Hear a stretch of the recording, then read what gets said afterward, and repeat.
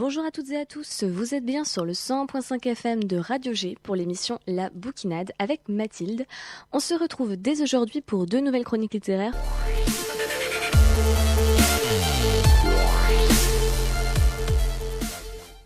Ce mois-ci, j'ai décidé de vous mettre à l'honneur 2 romans auto-édités pour promouvoir un petit peu ce système assez nouveau qu'est l'auto-édition.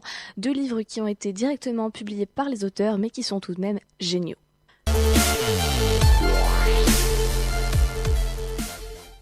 Le second roman ce mois-ci s'intitule DRAM, Mémoire vive. Il est écrit par Anthony Altman et auto-édité et c'est un roman de 188 pages. DRAM, Drame, Mémoire vive, ça se passe en 1992 à Paris. C'est l'histoire d'un jeune garçon, Gabriel, qui a 23 ans, qui vit un peu dans sa bulle lunaire, romantique.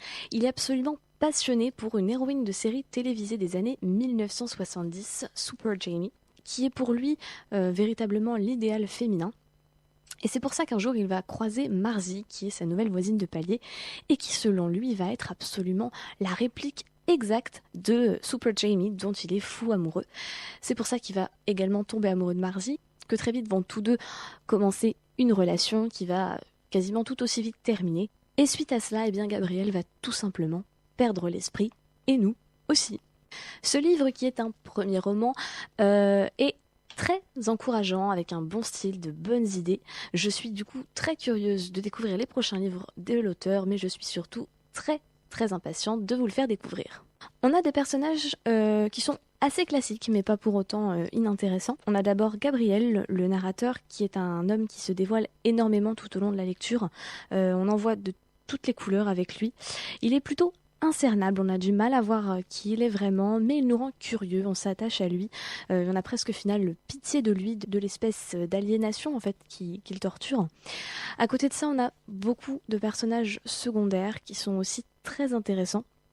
Je pense par exemple à Irina, qui est une doctoresse très intéressante, qui apporte beaucoup d'équilibre à l'ouvrage parce qu'elle est absolument tout le contraire du protagoniste. On a également Marzi, qui est une femme qu'on aimerait découvrir un petit peu plus. J'avoue que c'est le petit défaut de cet ouvrage, c'est qu'on ne la connaît pas assez, mais qui a quand même l'air d'être une jeune fille plutôt intéressante. Le style de l'auteur est agréable, fluide à la lecture et surtout captivant. C'est très simple, hein. J'ai lu ce roman d'une seule traite, je n'ai pas pu m'arrêter. Le livre est très efficace, il parvient à séduire le lecteur.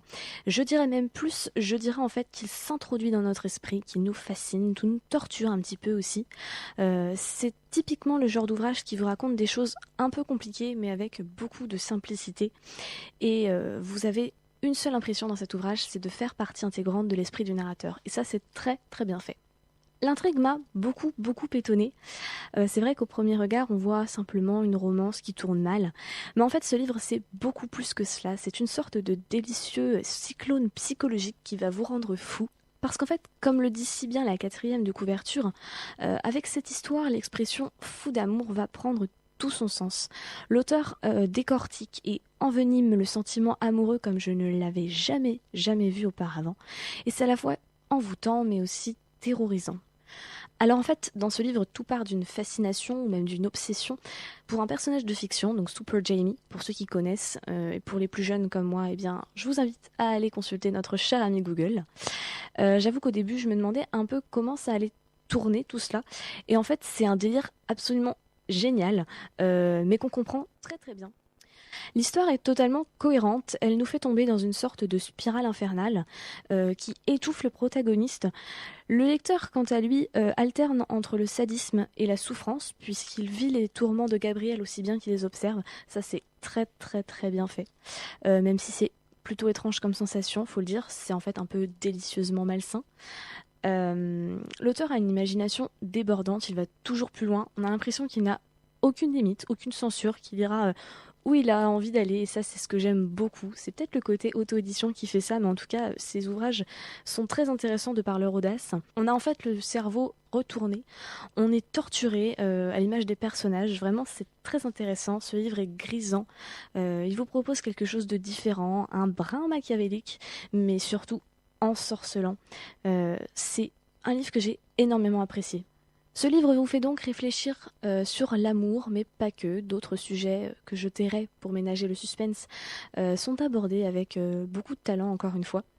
Voilà, on a donc, en plus de la forme très psychologique de la chose, on a un vrai fond avec des sujets de société très intéressants. Et c'est pour ça que ce livre a pour moi tout pour plaire. Ainsi, vous achevez cet ouvrage avec l'esprit totalement embrumé, je peux vous le garantir. Vous avez également 1000 remises en question en tête, mais vous avez surtout une nouvelle obsession pour cette histoire, loin d'être banale. Et ça, c'est très très bien joué. Je vous rappelle le titre, il s'agit de DRAM Mémoire vive d'Anthony Altman.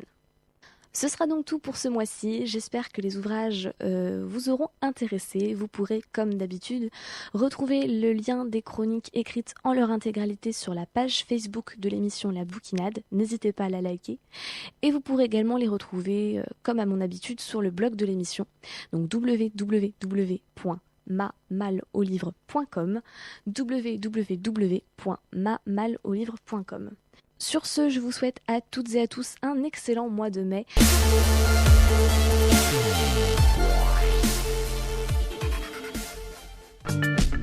Radio G. www.radio-g.fr